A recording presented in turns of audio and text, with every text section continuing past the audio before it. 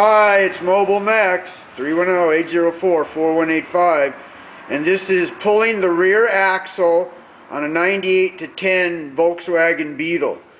The hatchback and the convertible are pretty much the same, although the convertibles have the stress bars on them, where the hatchbacks do not. Anyway, rear axle on a 98 to 2010 Volkswagen New Beetle.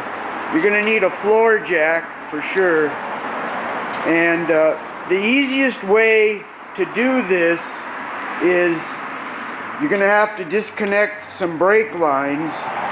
So for me, what I do is I disconnect the 4 bolts on each support first before I undo the brake lines, because that way it gives you more room to work. And I leave it hanging. I leave the rear shocks connected to keep the axle from falling down. And then you can use your floor jack to support it once you remove all the bolts and it's ready to come down. The brake lines, there's only 2 brake lines. All you need is an 11mm wrench to undo the brake lines. The first thing, however, you're going to have to take off your emergency brake cables. You can just use a screwdriver to leverage down the lever here on the rear caliper, and then snap a couple fittings off, and you can take the emergency brake cables off. So you take your emergency brake cables off first. You can leave the caliper and the rotor and the rear strut pretty much connected and just pull it off in one complete assembly. And if you have to switch the parts onto your new axle, you can do it after you remove the rear axle. The rear coils pretty much just sit in there freely, and once you unbolt the axle, they should come off. But like I said, the first thing, I take off the emergency brake cables, and then I take the 4 bolts that hold the mounts on each side, the main mounts for the rear axle, and those are 16mm or 5/8. So I take those off first, and then I get to the brake lines.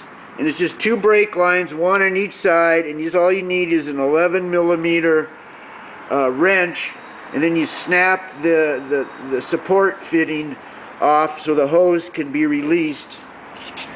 But yeah, it's not that complicated. Also, don't forget, you got to disconnect the ABS electrical connection. You can either just snap off the electrical connection, or you can just have a 5mm Allen and take out the whole assembly with the electrical connection connected. Once you get the axle off, you can take your caliper, which is like a 10. You need a 10 wrench, 10mm wrench, and a 15mm wrench, basically, and a screwdriver to leverage it out. And then what are these? There's some 8mm Allens you have to remove to get to the seats. But it's not that complicated, and to install it, you just use your floor jack to support it, and connect the brake lines first once you get it close, and then you can put your 4 bolts on each mount, and connect your shocks last. This is Mobile Max, 310-804-4185. Thank you.